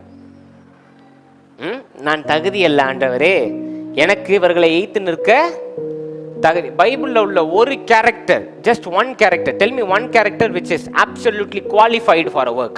இயேசு கிறிஸ்துவை விட்டுருங்க, மற்ற கேரக்டர்லாம் எடுங்க. மற்ற கேரக்டர் எடுத்து இந்த வேலையை செய்யறதுக்கு ஆண்டவர் ஏற்ற ஆளை தேர்ந்தெடுத்திருக்கார் பாஸ்டர், யாராவது ஒருத்தர் கை நீட்டுங்க பார்ப்போம். 1%. பேதுரு யாருங்க? ஹலோ, பேதுரு அப்போஸ்தலருக்கு முன்னாடி யாரு? மீன் பிடிக்கிறவர். தகுதியான ஆளாங்க? இயேசு கிறிஸ்து பேசுற வார்த்தை தகுதியான ஆளா? மீன் பிடிக்கிறவங்க எப்படி பேசுவாங்கன்னு உங்களுக்கு தெரியுமா? நீங்க நினைக்கிற மாதிரி இப்படி பதவிசாலாம் பேச மாட்டாங்க, வேற மாதிரி இருக்கவங்க வார்த்தைகள்லாம். மீனை கழுவுனியான்னு கேட்க மாட்டாங்க, மீனை சீவனியான்னு தான் கேட்பாங்க. ஹலோ, சீவனியா அப்படின்னு தான் கேட்பாங்க. சீவனியா அப்படிதான் பேசுவாங்க. அவரு பெந்தகோஸ்தை நடத்துறதுக்கு ஆண்டவர் தேர்ந்தெடுத்திருக்கார். இது எப்படிப்பட்ட கணக்குன்னு நீங்க சொல்லுங்க. பேதுரு தகுதி கிடையாது, மத்தேயு தகுதி கிடையாது. மத்தேயுக்கு தகுதியே கிடையாதுங்க. யார் அவரு? Tax collector. மத்தேயு வரி வசூலிப்பவன். மத்தேயுக்கு தகுதி கிடையாது. யூதாசுக்கு தகுதியா? தகுதி கிடையாது. யாருக்கும் தகுதி கிடையாது. யாருமே தகுதி. மோசே தகுதி கிடையாது. தாவீது தகுதியாங்க? கிடையாது. ஃபர்ஸ்ட் பார்ட்ல தகுதி கிடையாது, செகண்ட் பார்ட்ல தகுதியே கிடையாது. ஏன்? என்ன நடந்தது? தப்பான உறவு கொண்டவர். ஆமாவா இல்லையா? தாவீது தப்பான உறவு கொண்டவரா இல்லையா? தகுதி கிடையாது, அவரும் தகுதி கிடையாது. தாவீது தகுதியா? சாலமோன் தகுதியா? மகா தகுதி கிடையாது. சாலமோன் தகுதியே இல்லாதவர், ஆனா அவரை கொண்டு ஆலயம் எழுப்பியிருக்காரு தேவன். இயேசு கிறிஸ்து தகுதி இல்லைன்னு சொல்லல, ஆனா ரொம்ப உடைஞ்சு போயிட்டாருங்க. கெத்செமனே தோட்டத்துல ஆண்டவரை பார்த்து உங்களுடைய சித்தமானால் இந்த பாத்திரம் என்னை விட்டு சொன்னாரு. அப்ப அந்த அளவுக்கு உடைஞ்சிருக்காரு, அந்த அளவுக்கு உடைஞ்சு போயிட்டாரு. யார் நொறுக்கப்பட்டு உடைக்கப்பட்டு வேதனையோடு நான் தகுதி இல்லை என்றார்களோ அவன் நடுவில் இல்லை, அவனுக்குள் தேவன் வசிக்கிறார் என்பதே பைபிளுடைய சத்தியம். ஆமென். அல்லேலூயா. நம்ப மாட்டீங்கன்னா வசனங்கள் எடுங்க. சங்கீதம் 51:17. சாமுவேல் பாய், ஓகே, வேற யாராவது வாசிங்க பார்ப்போம். இங்கதான் இருக்காரு, நான் அங்க தேடிக்கிட்டு இருக்கேன். எஸ், சங்கீதம் 51:17. Psalms 51:17. தேவனுக்கேற்ற பலிகள் நொறுங்குண்ட ஆவிதான். தேவனுக்கேற்ற பலிகள் என்னன்னா, நீங்க பூஜை செய்வதும், சண்டே சர்ச்சுக்கு வருவதும், சரியாக டைத்து கொடுப்பதும், சென்று டிராக்ஸ் தருவதும், தேவனுடைய நாமத்தில் பேய்களை ஓட்டுவதும், தேவனுடைய நாமத்தில் அற்புதங்களை செய்வதும் தேவனுக்கு சரியான நுகந்தமான தகுதியான காரியம் கிடையாது. தேவனுக்கு பிடித்த காரியம் என்னவென்று வாசிக்க பார்ப்போம். தேவனை நொறுங்குண்டதும் நறுங்குண்டதுமான இருதயத்தை நீர் புறக்கணியீர். 51:17 மறுபடியும் வாசிங்க. தேவனுக்கு ஏற்கும் பலிகள், தேவனுக்கு ஏற்கும் பலிகள், God loves the sacrifice of contrite heart, broken heart. வாசிங்க. தேவனுக்கு ஏற்ற பலிகள் நொறுங்குண்ட ஆவிதான். நொறுங்குண்ட ஆவிதான். இப்போ இங்க என்ன கொஞ்சம் பாருங்க, இங்க எத்தனை பேர் தேவனுக்கு ஏற்ற பலின்னு கொஞ்சம் சொல்லுங்க. இங்க எத்தனை பேரு தேவனுக்கு ஏற்ற பலி? நீங்க நொறுங்குண்ட ஆவி உடையவர்கள்னா நீங்க தேவனுக்கு ஏற்ற பலி. அல்லேலூயா. நீங்க தேவனுக்கு ஏற்ற பலி. வாசிங்க அடுத்து சங்கீதம் 34:18. Psalms 34:18. Psalms 34:18. ஒரு ராஜாவை பார்த்து நீ பொல்லாதவன் என்றும் அதிபதிகளை பார்த்து நீங்கள் அக்கிரமக்காரர் என்றும் சொல்ல தகுமோ? 34:18. தமிழ்ல எத்தனாவது அது?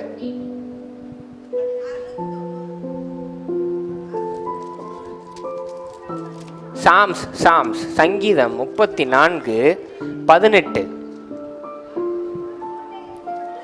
34:18. நொறுங்குண்ட இருதயம் உள்ளவர்களுக்கு கர்த்தர், மைக்ல வாசிங்க சாமுவேல் பாய். நொறுங்குண்ட இருதயம் உள்ளவர்களுக்கு கர்த்தர் சமீபமாய் இருந்து நறுகுண்ட ஆவியுள்ளவர்களை ரட்சிக்கிறார். பரிசுத்தம் உடையவனை, சபைக்கு சரியாக வருபவனை, அல்லேலூயா அல்லேலூயா என்று பாட்டு பாடுபவனை தேவன் விசாரிக்க மாட்டார் என்பதற்கு சங்கீதம் 34:18 உங்களுக்கான சாட்சி. எவன் ஒருவன் பரிசுத்தமாகவோ பாவம் செய்யாமலோ இருந்து நான் தேவனுக்கு தகுதி என்பவனிடம் தேவன் வாழவில்லை. நொறுங்குண்ட இருதயம் உடையவனை அவர் விசாரிக்கிறார் இருக்கு. வாசிங்க பார்ப்போம். 34:18. நொறுங்குண்ட இருதயம் உள்ளவர்களுக்கு கர்த்தர் சமீபமாய் இருந்து நறுகுண்ட ஆவியுள்ளவர்களை ரட்சிக்கிறார். யாரை ரட்சிக்கிறாரா? யாரை ரட்சிக்கிறாரா? நறுகுண்ட உடையவர்களை. இன்னைக்கு நீங்க உட்காந்துருக்கீங்க, உங்க ரட்சிப்பு நான் நல்லா இருந்ததுனால வந்ததுன்னு யாராவது ஒருத்தர் சொல்லுங்க பார்ப்போம். எங்கேயோ தவறி இருப்பீங்க, எங்கேயோ பாவம் செஞ்சிருப்பீங்க, எங்கேயோ ஒரு இடத்துல தடுமாறி இருப்பீங்க. அந்த நேரத்தில் தேவன் உங்களை ரட்சித்திருப்பார். அதனால் தேவன் மேல் உங்களுக்கு அளவு கடந்த பாசம். அல்லேலூயா. இன்னைக்கு யாரோது ஒருத்தர் நான் பாவமே செய்யல ஆனா தேவனுடைய அன்பை எனக்கு தெரியும் அப்படின்னா he is absolutely fake. நான் சொல்றது புரியுதா உங்களுக்கு? நான் பாவமே செய்யலங்க, தேவனுக்குனே வாழ்ந்திருக்கேன், தேவனுடைய அன்பு என்னன்னா எனக்கு மட்டும்தான் தெரியும்னா he is absolutely fake. Someone who never does a sin will never know what God's love is. எவன் ஒருவன் பாவமே செய்யலையோ அவனுக்கு தேவனுடைய அன்பு என்னன்னே தெரியாது. ஹலோ, சொல்றது புரியுதா உங்களுக்கு? சிம்பிளா சொல்றேன். சாக்லேட் சாப்பிட்டுட்டு டீ குடிங்க, டீ இனிப்பா இருக்குமா? கசக்கும், இனிப்பே தெரியாது. ஆமா தானே? அது மாதிரி பரிசுத்தமாவே இருந்தா தேவனுடைய அன்பு உங்களுக்கு எப்படி தெரியும்? அதனாலதான் சில பாவங்களை, சில நோக்கங்களை, சில இடையூறுகளை தேவன் அனுமதிக்கிறார். எதற்கென்றால் அவருடைய அன்பை ருசி பார்ப்பதற்கு. அவருடைய அன்பை taste. That's how you know the taste. நல்ல காரமா வடை சாப்பிட்டுட்டு டீ குடிச்சு பாருங்க, சொர்ருன்னு பிடிக்குமா இல்லையா? அப்போ அந்த டீயோடைய சுகமே சுகம்தான். கோடி கொடுத்தாலும் வருமா அந்த காசுக்கு? நல்ல, நான் இப்போ சொல்றேன், மழை வேற பெய்தா, மழை பெய்யும் போது நல்ல பஜ்ஜி போட்டு சாப்பிட்டுட்டு அப்படி டீயை குடிச்சு பாருங்க, அப்படி ஒரு சுகம். இன்னைக்கு பரலோகத்துக்கு எடுத்துங்க ஆண்டவரேன்னு நிறைய பேர் சொல்லியிருக்காங்க. அப்படி அது மாதிரிதான் எப்போ நீங்க பிரச்சனையில இருக்கீங்களோ அன்னைக்கு தான் தேவனுடைய அருமையோ தேவனுடைய அன்போ உங்களுக்கு தெரியும். You can taste. அது இல்லையா? கர்த்தர் நல்லவர் என்பதை வார்த்தையினால் சொல்லுங்கள், அறிக்கையிடுங்கள், பல அந்நிய பாஷை பேசுங்கள்னு சொல்லல. பிரச்சனையில மட்டும்தான் தேவன் யார் என்பதை உங்களால் ருசித்து பார்க்க முடியும். ஆமென்.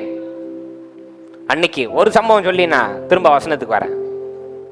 யோசேப்பு அத்தனை வருஷம் கஷ்டப்பட்டார். ஆனா கடைசியில் அவர் சொன்ன வார்த்தை என்ன தெரியுமா?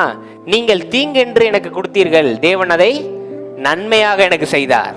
என்ன ஒரு வார்த்தை! ஏன்னா 13 வருஷம் கஷ்டத்தை பட்டுட்டு அதுக்கப்புறம் அதோடைய நன்மை தெரிஞ்சோன்னா தேவன் எவ்வளோ பெரிய தேவன்.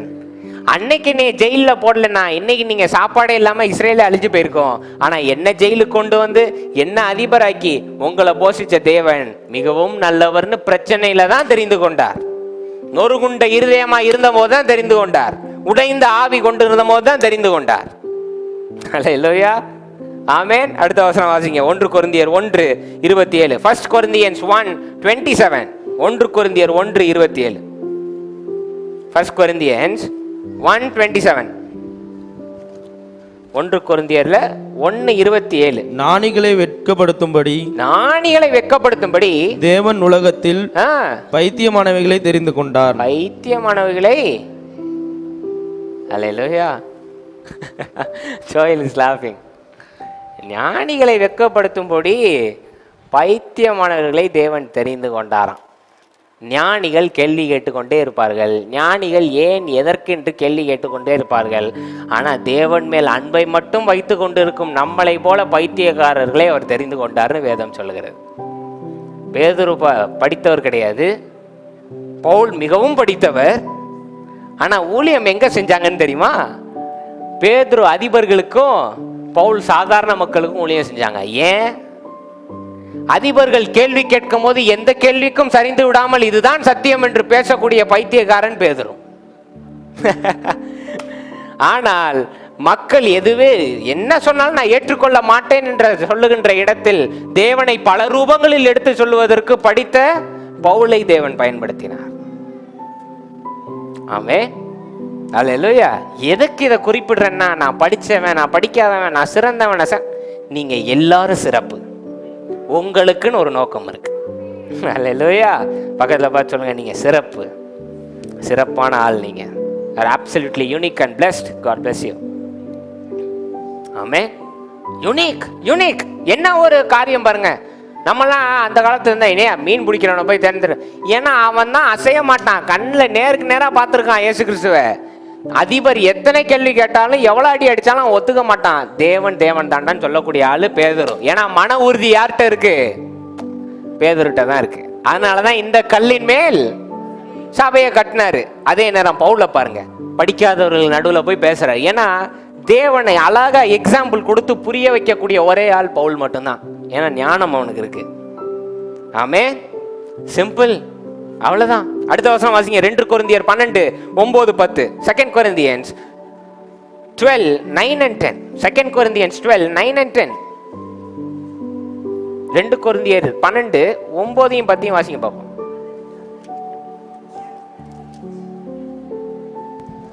அதற்கு அவர், என் கிருபை உனக்கு போதும், பலவீனத்திலே என் பலன் பூரணமாய் விளங்கும். வாட்டவர்ஸ் மனப்பாடம் பண்ணிருங்க. அப்ப முடிஞ்சா, என் கிருபை உனக்கு போதும், பலவீனத்தில் என் பலன் பூரணமாய் விளங்கும். இந்த வசனம் படிச்சுட்டு என்ன தெரியுமா தோணும்? ஹலோ, நல்லா இருக்கும் போது அது கிருபை விளங்கினா தெரியாது. அதுக்கு பதிலாக பலவீனத்தையே கொடுங்க ஆண்டவரே, அப்பொழுது உன் கிருபை என்ன என்று நான் தெரிந்து கொள்கிறேன்ற இடத்துக்கு வந்துருவோம் நம்ம.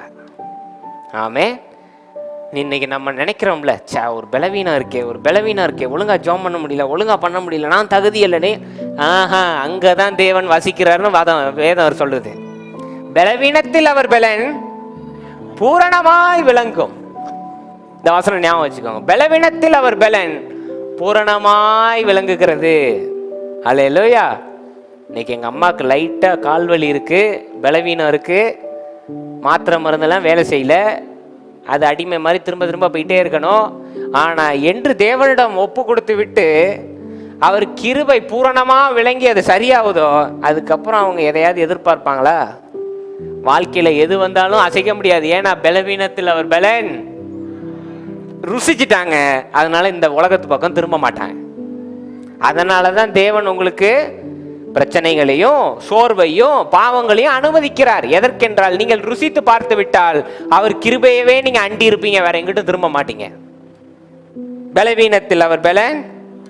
ஓகே, ரோமர் 5:6 வாசிங்க பார்ப்போம். ரோமன்ஸ் 5:6. Come on, Romans 5:6. ரோமர் 5:6. அன்றியும் நாம் பலனற்றவர்களாய் இருக்கும் போதே, குறித்த காலத்தில் கிறிஸ்து அக்கிரமக்காரருக்காக மரித்தார். ஆஹா, நம்ம பாவம் செஞ்சுக்கிட்டு இருக்கும் போதுதான் நமக்காக மரிக்கிறாராம். பாத்துக்கோங்க. அல்லேலூயா.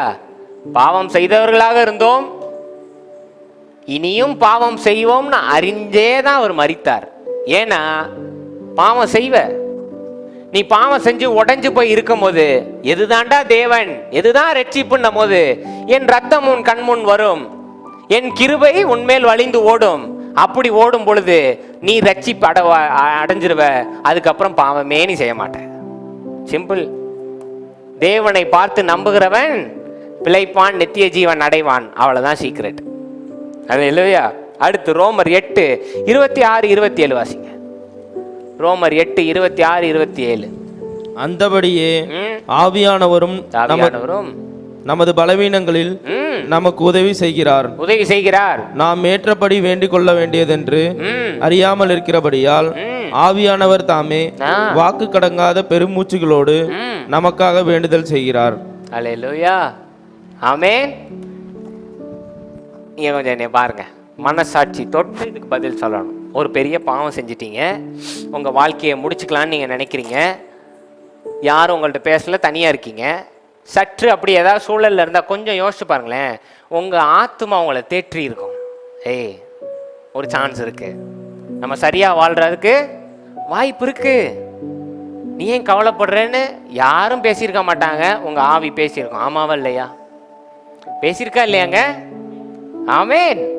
அதுதான் தேவன் செய்கிற செயல், அதுதான் தேவன் கொடுத்த கிருபை. பரிசுத்த ஆவி எந்த நிலையில் தோற்று போனாலும், எந்த நிலையில் மாம்சத்தை நம்பி நீங்கள் அசிங்கப்பட்டாலும், அந்த நிலையில் ஆவியை கொன்று உங்களை தேற்றி கிருபையினால் நிரப்பி உங்களை மீண்டும் தலை நிமிர்ந்த செய்கிற தேவன் தான் நம்மளுடைய தேவன். ஆமென். பைபிளை மூடிடுங்க.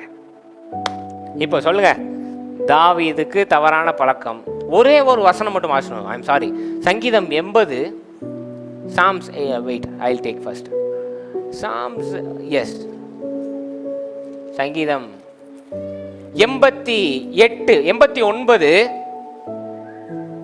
35. அதாவது தாவீது ஒரு தவறான உறவு கொண்டு தேவன் பார்வையில அசுத்தமாகி விட்டாரு. ஆனா அப்படிப்பட்ட தாவீதுக்கு தேவன் கொடுக்கிற வாக்குத்தத்தத்தை கொஞ்சம் வாசிங்க. 89, 34, 35. என் உடன்படிக்கையை மீறாமலும் என் உதடுகள் விளம்பினதை மாற்றாமலும் இருப்பேன். ஒரு விசை என் பரிசுத்தத்தின் பேரில் ஆணையிட்டேன், தாவீதுக்கு நான் பொய் சொல்லேன். 35வது வசனத்தை கவனிங்க. தேவனுடைய நாமத்துல நம்ம சத்தியம் பண்ணக்கூடாதுன்னு சின்ன வயசுல இருந்தே பயமுத்தி இருக்காங்களா இல்லையா? ஆமாவா இல்லையா? அம்மா சத்தியமா பண்ணக்கூடாதியா, நாங்க கிறிஸ்தவங்க. சில நேரம் மீறி இருக்கோம். நான்லாம் நிறைய பையன் ஆமாவா அம்மா சத்தியம் பட அப்படின்ட்டு பண்ணியிருக்கோமா இல்லையா? சத்தியம் கேட்போம். சத்தியமா இல்லை, சில பேர் ஆண்டவருக்கே அனுப்புவாங்க, ஃபோன் ஊதிலாம் விடுவாங்க. தேவன் பேர்ல என்ன சொல்ல வரேன்னா, தேவன் பேர்ல சத்தியம் செய்யக்கூடாது. ஆனா தேவனே சத்தியம் செய்த இடம் 35வது வசனத்துல இருக்கிறது. சொல்லுங்க, வாசிக்க பார்ப்போம். ஒரு விசை என் பரிசுத்தத்தின் பேரில் ஆணையிட்டேன். பரிசுத்த குலைச்சல் உடையவனுக்கு தன்னுடைய பரிசுத்தத்தினால் ஆணையிடுகிறார், தன்னுடைய பரிசுத்தத்தினால் சத்தியம் செய்கிறார். ஹலோ, பரிசுத்த குலைச்சல் உடைய தாவீதுக்கு தன்னுடைய பரிசுத்தத்தினால் என்ன சொல்றாரு? ஆணையிட்டு சொல்றாரு, உனக்கு சொன்னதை நான் பொய் சொல்ல மாட்டேன், உனக்கு சொன்னதை நான் நிறைவேற்றியே தீருவேன். அல்லேலூயா.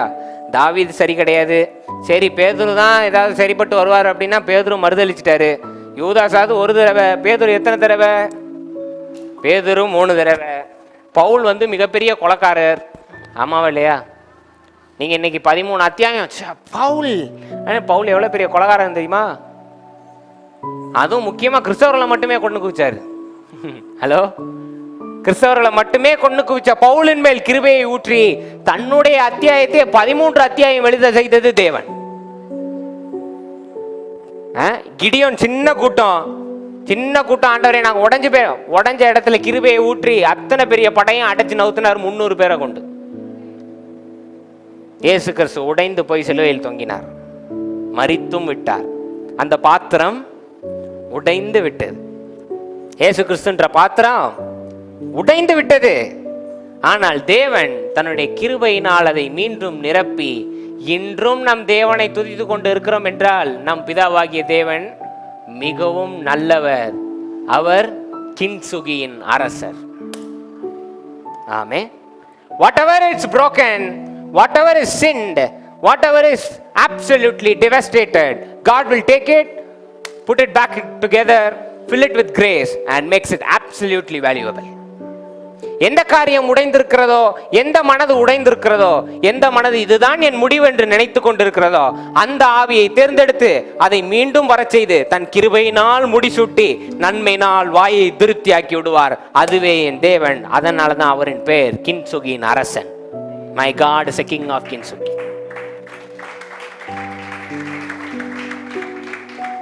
This is not art that came from man. இது மனிதனிடமிருந்து வந்த கலை கிடையாது. தேவன் செய்த காரியத்தை அப்படியே பற்றி கொண்டு அதை ஒரு கலையாக மாற்றியவர்கள் ஜாப்பனீஸ்காரர்கள். இது மனிதன் கலை கிடையாது, இது தேவனுடைய கலை, தேவனுடைய சிறந்த மூவ். இது பாஸ் மூவ். சொல்லுவோம்ல, செஸ் விளையாடும் போது கடைசி செக்மேட் பண்ணிட்டா நம்ம சொல்லுவோம் boss move. What a move, என்ன ஒரு சாமர்த்தியம் அப்படி. அது மாதிரி என்று நீங்கள் உடைகிறீர்களோ அன்றே தேவன் அருகில் வருகிறார். உடைந்த பொருட்களை மீண்டும் அணைக்கின்றார், கிருபையினால் முடிசூற்றுகிறார், உங்கள் வாயை நன்மையினால் திருப்தியாக்குகிறார். ஆமென். Beautiful God. பைபிளை மூடி சைடில் வச்சிருங்க. Now let's speak of a reality. ஆமென். சற்று கொஞ்சம் ரியாலிட்டி பேசும். நான் முடிச்சிடுறேன், சீக்கிரம் முடிச்சிடுறேன். We'll speak of reality for a few minutes. இங்க உட்காந்துருக்க யாராவது இயேசு கிறிஸ்துன்ற நாமத்தை சொல்றதுக்கு தகுதி இருக்கான்னு கொஞ்சம் யோசிச்சு பாருங்க. சரி, இயேசு கிறிஸ்துவெல்லாம் விட்டுரும். இந்த வாழ்க்கையை நம்ம வாழ்றதுக்கு தகுதியானவங்களான்னு சொல்லுங்க பாப்போம். நீங்க எவ்வளவு பெரிய ஆள் நான் சொல்றேன் அப்ப உங்களுக்கு புரியும். தன்னுடைய மகா பிரம்மாண்டத்திலிருந்து ஒரு பகுதியை எடுக்கிறார் தேவன். ஒரு பகுதியை எடுத்து ஞானத்தை கொடுக்கிறார், கான்சியஸ்னஸ், மனசாட்சியை கொடுக்கிறார். கொடுத்து இவர்கள் வயிற்றில் பிறக்க வேணும், இவங்க வயிற்றில் தான் நீ பிறக்கணும்னு சொல்லி முடிவு எடுக்கிறார். அதனால தான் தாயின் கருவையில் தோன்றுவதற்கு முன்பே உன்னை தெரிந்து கொண்டேன், ஏன்னா அவரிடம் இருந்து வருகிறீர்கள். உங்களை எடுக்கிறார், எடுத்து உங்களை உங்க வயிற்றுக்குள்ள வைக்கிறார். நீங்க பிறக்கிறீங்க, உங்களுக்கு ஒரு பேர் சூட்டுறாங்க, நீங்க ஒரு ஸ்கூல்ல படிக்கிறீங்க, ஒரு எஜுகேஷன், ஒரு காஸ்ட், ஒரு ரிலிஜன் எல்லாத்தையும் ஃபாலோ பண்றீங்க. பாவம் செய்றீங்க, ஒரு இடத்துல தவறுறீங்க. இது எல்லாம் நடக்கிற உங்களை இன்னும் உயிரோட வச்சிருக்காருன்னா, இந்த ஒரு மிக பிரமாண்டமான வாழ்க்கையை உங்க கையில கொடுத்துருக்காரு. இதை வாழ்றதுக்கு நம்ம தகுதியான்னு கொஞ்சம் யோசிங்க, கொஞ்சம் யோசிச்சு பாருங்க. இதை வாழ்ற அளவுக்கு நமக்கு தகுதி இருக்கான்னு. எத்தனையோ பேர் இந்த வாழ்க்கையை வாழ்றதுக்கு தேவன் வாய்ப்பு கொடுப்பதில்லை, உங்களுக்கு கொடுத்திருக்கிறார். 1,00,000 செட்கள்ல உங்களுடைய செல் மட்டும் செயல்பட்டு நீங்க இன்னைக்கு உயிரோட இருக்கீங்க. நான் சொல்றது புரியுதா உங்களுக்கு? 1,00,000 செல்ல உங்களுடைய செல் மட்டும் உங்க தாயின் வயிற்றுல பூர்ந்து நீங்க இன்னைக்கு தகுதி பெற்று இந்த வாழ்க்கையை வாழ்ந்துகிட்டு இருக்கீங்க. நம்ம இந்த வாழ்க்கைக்கு தகுதியான ஆளான்னு கொஞ்சம் யோசிச்சு பாருங்க. கிடையாது, அப்சல்யூட்லி நாட். நம்ம தவறி இருக்கோம், தவறு செஞ்சிருக்கோம், அவிசுவாசமா பேசியிருக்கோம், பல இன்னல்களை சந்திச்சு கொண்டு இருக்கோம். இதெல்லாம் எதற்காக அப்படின்னா, நீங்க இந்த மாம்சம் கிடையாது, நீங்க தேவனிடத்திலிருந்து வந்தவர்கள். நீங்கள் தேவனை அறிந்து கொள்ள வேண்டும் என்று இவர் அனைத்தையும் அனுமதிக்கிறார். நல்லா இருக்கும் போது யாராவது கேள்வி கேட்டிருக்கோமாங்க கடவுள் யாருன்னு? சொல்லுங்க. எல்லா பணம், சொத்து, சுகம், குடும்பத்துல எல்லாம் சமாதானம், கடவுள் இருந்தா என்ன, இல்லைன்னா இல்லை, நான் சந்தோஷமா இருக்கேன். ஆமாவா இல்லையா? எவன் ஒருத்தன் நொறுக்கப்படுகிறானா அவன் தான் கேள்வி கேட்கிறான், கடவுள் யார், எங்கே இருக்கிறார், எப்படி செயல்பட்டு கொண்டு இருக்கிறார்னு அவன் தான் கேள்வி கேட்கிறான். ஏன்னா மனசு உடைஞ்சி இந்த மாம்சத்தினால ஒண்ணுமே செய்ய முடியாதுரா அப்படின்னு ஆன சூழல்ல தான் அவனுக்கு அந்த கேள்வி எழுகிறது. அந்த கேள்வி வர வேண்டும் என்பதற்காகவே பல இன்னல்களையும் துக்கங்களையும் உங்களுக்கு அனுமதிக்கிறார். அல்லேலூயா. நான் எங்க அம்மாட்ட அந்த வீடியோ காமிச்சிட்டு இருந்தேன். அந்த பக்தர் ஒருத்தர் சொல்லுவாரு, 60 வயசு இறைவன் பாடலே பாடி வந்துகிற என்னை தேவன் சோதிக்கவில்லை, இந்த இளம் வயதில் உன்னை சோதிக்கிறாரே, நீ எவ்வளவு பெரிய பாக்கியவான் அப்படின்வார். ஹலோ, இறைவன் சோதனை செய்தால் அவன் உன் அருகில் அமர்ந்து கொண்டிருக்கிறான் என்று அர்த்தம். அல்லேலூயா. இறைவன் உங்களை, பிதாவானவர் உங்களை சோதிக்கிறார் என்றார் நீங்கள் மிகவும் நுகர்ந்த வாசனையாக இருக்கிறீர்கள், உங்களை மிகவும் விரும்புகிறார் என்று அர்த்தம். ஆமென். நீங்க அப்படிப்பட்ட சமயத்துல நான் இப்போ என்ன பாஸ்டர் செய்யணும்?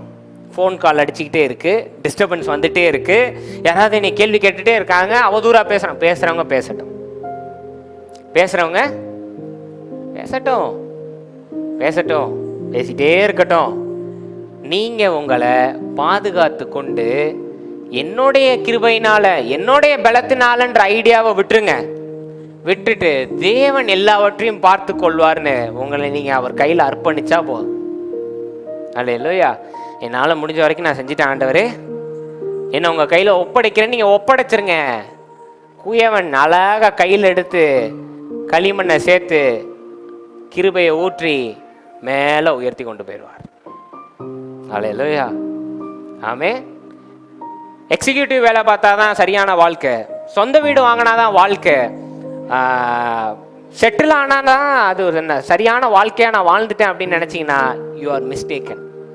நல்ல வேலை செய்வதோ, நல்ல மதிப்புல இருக்கிறதோ, ஒரு வீடு வாங்குவதோ, ஒரு கார் வாங்குவதோ வாழ்க்கை கிடையாது.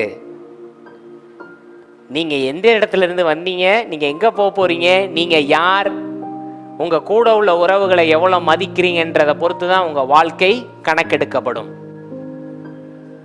அல்லேலூயா.